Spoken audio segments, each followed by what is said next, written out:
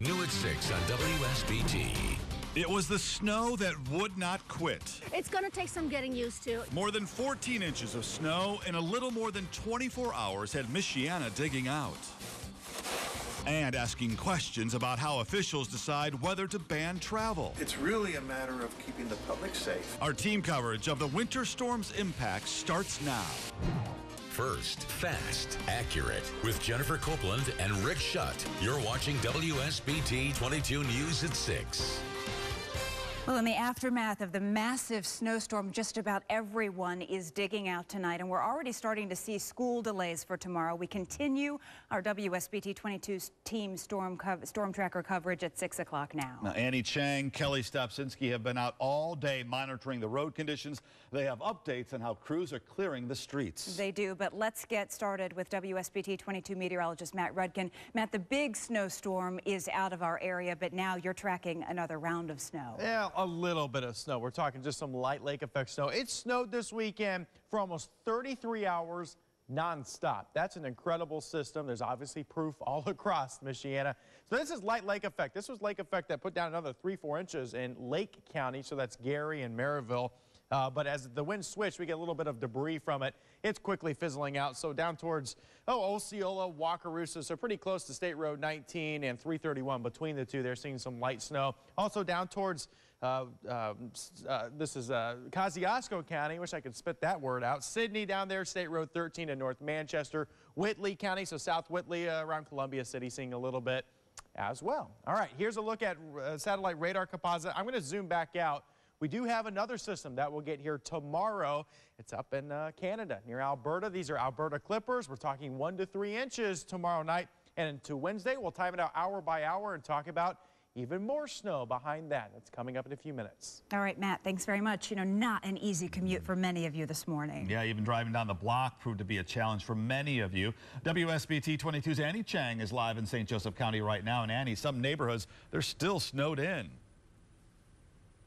Yeah, Rick, and here's a pretty extreme example of that. I'm here at Forest Hills West in Granger, standing in a cul-de-sac that a plow hasn't been in for days. Now, that is unusual. For everyone else, the county is asking you to be patient, especially now that a certain groundhog has predicted 6 more weeks of winter. A shadow I see. You can start the Twitter. Hashtag 6 more weeks of winter. 6 more weeks of winter is the unofficial verdict from Puxatawny Phil, but not everyone's buying it. No, forget the groundhog. I am not a fan of the groundhog. Ever.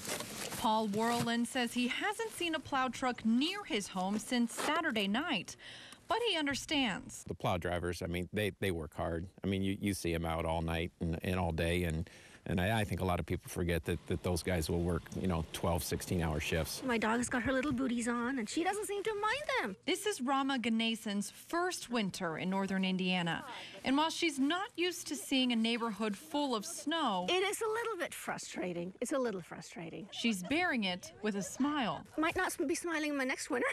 County Commissioner Dave Thomas says the county is split up into 6 districts. Crews are making the rounds throughout each district, but subdivisions come last. So he's asking for patience. Well, ideally, in the next few days, everybody should be plowed out. Neighborhoods, especially cul-de-sac, are put on the back burner. In the meantime, these homeowners hope Phil is wrong. 6 more weeks of winter? Well, when does winter end? Now, one thing that will speed up the process, Thomas says, is to keep residential streets clear. So if possible, if you can, park your cars in your driveways or garages. That'll help speed up the process. Reporting live from St. Joseph County, I'm Annie Chang, WSBT 22 News. Crews in Cass County, Michigan played catch-up today. The road commissioner there decided it was just too dangerous for crews to be out last night, so he pulled plow trucks off the road for 12 hours. WSBT 22's Kelly Stopsinski is live where M62 meets May Street. This is just south of Edwardsburg. So, Kelly, there we can see a state highway compared to a county side road. That's right, Jennifer. So this is May Street here, Garver Lake just to the east, and then to the west is M62. I want to show you what most county roads look like tonight in Cass County. So I'll scuff it with my shoe here. There's this snowpack, and then underneath that, if you can even get there, is ice. So it's slippery for drivers, but most of the roads here are clear.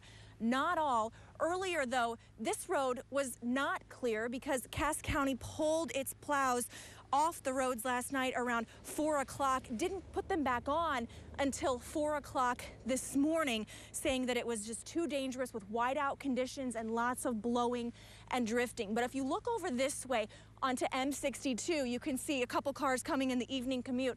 I can see pavement up there, a very different scenario. And that's not for the whole road, but just in some spots.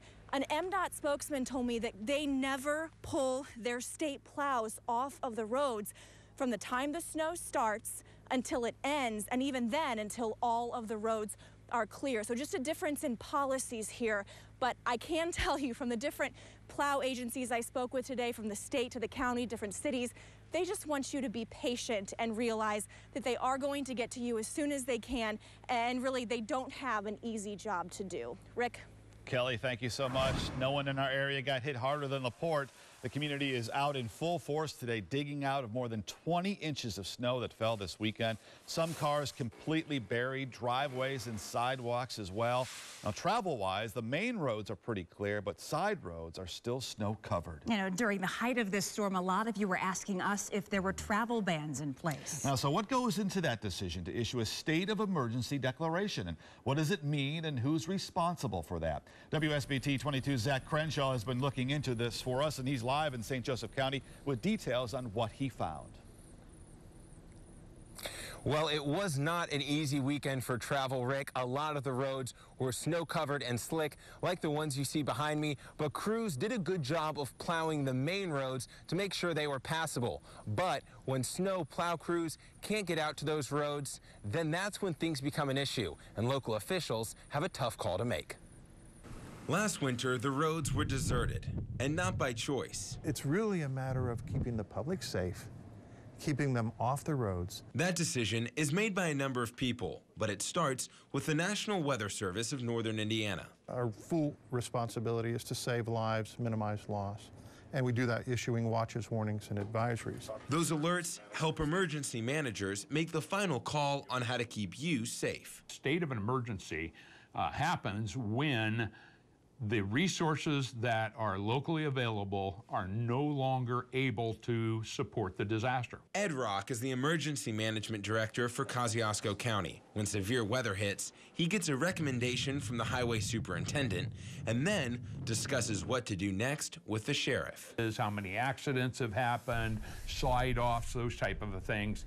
And once we have got all of that information put together, I will go into the state website and change the status based on what our conversation has been. Now, here's that state website where you can see which counties are under what travel advisories. Now, there are 3 different levels. Yellow, which you can see most of our areas under, means use caution on the roads. Orange, which you can see Jasper, Stark, St. Joseph, etc., means only essential travel. Then there's red, which restricts non-emergency workers from being on the roads at all. Now, that red warning, which is extremely rare, goes into effect when a state of emergency is declared. The declaration basically tells everybody, hey, we're done here. We cannot do what we would normally do. And keeping you off the roads is in your best interests. We can't come out there, dig you out of a snowdrift, and take you to the hospital. All right, we just do not have the resources to do it. The decision to issue a county-wide state of emergency is tougher for more urban areas. John Antonucci is St. Joseph County's emergency manager. We are the 5th largest county in the state of Indiana. Our population is close to 267,000 people. He says a lot of factors play into their decision. While quantity of snow certainly is one of those variables, we also have to look at the temperatures and wind speeds associated with the amount of snow. Antonucci says 2014's polar vortex taught them some valuable lessons. We cannot shut down an entire county that encompasses 2 cities. We have an obligation to our businesses, obviously, to be able to allow them to operate. Some businesses were significantly hindered by the state of emergency last year. But when conditions are so bad that a travel warning or state of emergency is issued, it is not a suggestion. It is a law. Now, the reason that travel ban is a law is because in order for a state of emergency to be declared, the county has to get one commissioner's signature. Now, with just one signature, that new law can last up to a full week, Rick. Yeah, and Zach, regardless of the situation, a lot of people worried about being ticketed on the roads. What did you find out about that? Yeah, well, I asked emergency managers just how common tickets are, because if you are on the roads during one of those warning travel advisories, you can be ticketed. But they said that's pretty rare to see that happen, because most of the time when they issue that, conditions are so bad, people don't want to be out. And if you are out, it's usually an extreme emergency that, police understand. All right, Zach, some really good information. Thank you.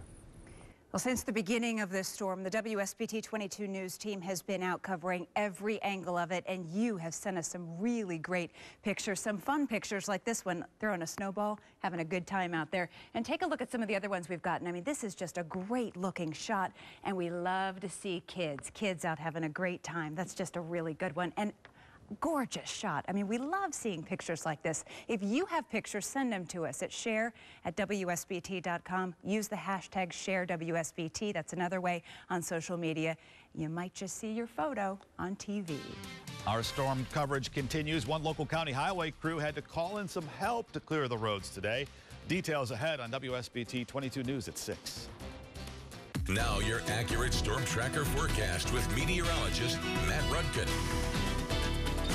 Easily the biggest storm of the season so far, and hopefully the biggest one of this winter season. Let me step out. Here are some snow totals in your hometown. LaPorte, the winner, around 21 inches of snow. 17.5 inches at Valparaiso University. 17.2 in Leesburg, that's northern Kosciuszko County. 17.1 in Millersburg, that's southeast Elkhart County. Some other communities, Warsaw at 14 inches, Edwardsburg and Eau Claire, the same deal. 13.9 in North Webster. 13.5 inches in Elkhart. Just around that, man. Goshen, a little bit less in Rochester. We have a complete list of county-by-county communities on our Facebook and WSBT.com if you're interested. Here's a look at current temperatures and weather conditions. There's a lake effect snow band right about there, and you can see a couple of little snow showers and clouds. But away from that, already 12 degrees in Knox, 13 in Valparaiso with clear skies. And those areas are going to get coldest the fastest tonight. Winds west and southwest 5 to 10 miles an hour. So the blowing and drifting at this point is done. These are wind chill values across the Midwest. This is the theme tonight. Notice much colder temperatures, -2 in Chicago, 4 in Green Bay. That's the wind chill that are wrapping around that low pressure that brought the snow. So here we go for today. We had high pressure out to our west. That gave us some lake effect snow. High pressure overhead tonight means partly cloudy skies. As we get towards Tuesday, there's a cold front that gets close. This is in the Alberta Clipper. We're talking 1 to 3 inches. That starts tomorrow night and goes to Wednesday night. So this won't be much, enough to coat the ground again. And with about a 24-hour period, 1 to 3 inches really isn't a huge deal. But enough, again, to make the roads slick and to cause those of you who drive plows for your income to maybe make some extra cash with more snow. Here's Futurecast tonight. Quiet weather expected, even clear skies. So temperatures tonight will fall fast, 7 a.m.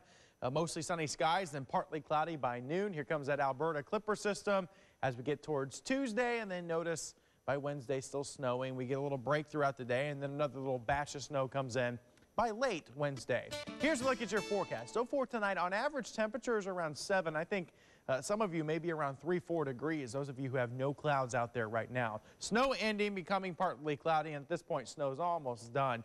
Tomorrow, temperatures warm into the upper 20s with that Clipper system, so at least we get a little bit warmer, but nonetheless, adding snow to an already snow-packed ground. Next several days still remaining pretty cold with temperatures struggling to get into the double digits on Thursday with overnight lows when we clear out below 0 with all that fresh snow. We do warm up nicely this weekend, maybe close to 40 on Saturday, but just like this past weekend, we get warm and then another system moves in here. It's way too early to get specific, but it's got the potential to be somewhat big, and by that I mean several inches of snow, not 20 inches again. But nonetheless, we're in a much active pattern, and we'll continue to keep you updated every few days as we get closer and closer to all these little batches of snow that come close. And by the way, great job this weekend. You and Ed and the entire staff keeping people updated. It was fantastic. Good to hear. All right, thanks, Matt.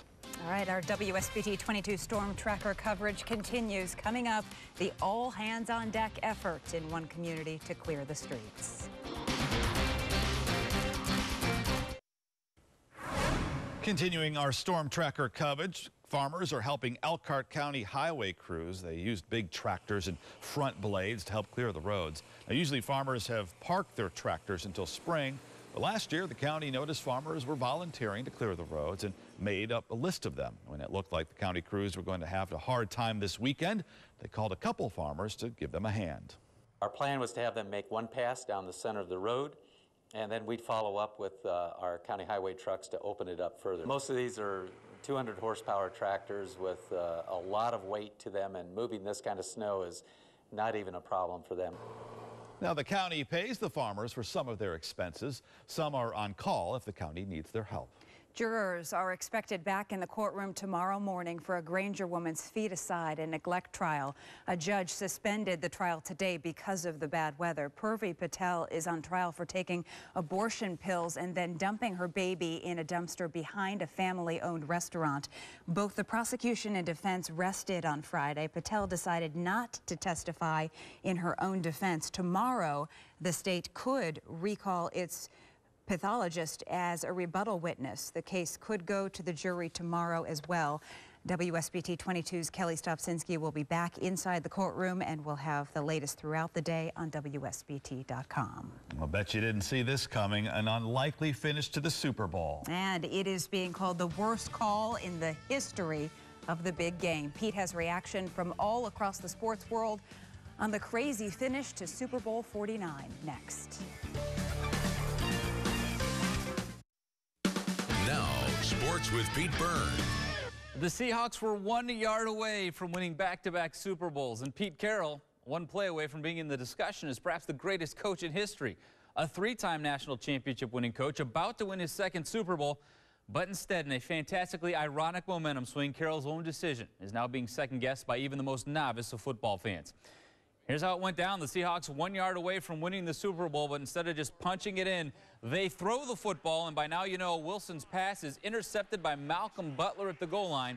So New England steals the Super Bowl from Seattle's grasp in the final seconds, and immediately all the attention, look at Tom Brady, goes right to the head coach. You have 3 plays and a timeout to get 1 yard with one of the best running backs in the game, and you throw the ball. So Pete Carroll, what were you thinking?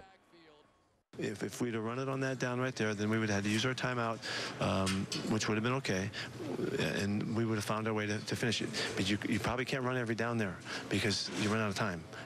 So it was a call that Darryl made, but you were in agreement? No, I told him. I said, throw it. Yeah, I mean, because of the matchup. I said, let's not run through the goal line, throw it. And then because we still have 3rd and 4th down to win it. And that was what, we would have used the timeout. And if you get it incomplete, the clock stops and you have a timeout left and you have your opportunity to run it on 3rd down, use your timeout, then you can do whatever you want on 4th down if we needed it, if we didn't score on 3rd down. So, it's such an easy thing to second guess, and all of that. And that's what's going to happen for, a long time. Yeah, it's a very, very long time. The Super Bowl finish is a popular topic of conversation everywhere today, including at Notre Dame basketball practice, where the Irish are also working to bounce back from a rare loss, getting ready to host Boston College on Wednesday. Now, even though these guys aren't football experts, they're reacting the same way as the rest of America. Do you believe they threw the ball there at the end? No. To be honest with you, in my completely unbiased opinion, Marshawn Lynch was going to score if they gave it to him twice, let alone just once. So I was happy about it, though. I was very happy about it. I thought they should have gave the ball to Marshawn Lynch, but I mean, it's not. I'm not a big football guy, though. Well, given my son was a tight end and the only reason he played because he could block and they'd run, I'd say you got to run the rock right there. That's a tough one. Now, what a great night, though, huh? Katy Perry halftime show was off the charts, too. Forget the game. Ah, yes, we forgot about Katy Perry. Finally, multiple reports say that Brian Kelly could be losing a member of his coaching staff. A number of websites reporting that Kerry Cooks, Notre Dame's secondary coach the past several years, will be leaving to join Bob Stoops at Oklahoma. That has not yet been confirmed by the university. Of course, not a surprise either with National Signing Day just 2 days away. That's not the kind of news you want recruits to be getting. But the reports also say that none of the recruits that he recruited are looking at changing their minds. So if there's a silver lining, that's where it is right there. Run the ball, right? Yeah, you would right? think. You would think. If you have 100 tries, you run it 100 times. Exactly. Or you said earlier, throw it to where nobody else can catch it. Yeah. So anything but that. Yeah, anything. Thanks. We'll be right back. All right, 7-day forecast shows a pretty active pattern, much colder than normal. Little clipper system early week, and then another snow possible by the weekend. So there you go. Winter's here to stay, at least for a couple more weeks. March is only 4 weeks away, though. Let's count down. Springtime almost here. There you go, Matt. Thanks. We'll see you again at 10 on SBT2, then back here at 11. Have a good night.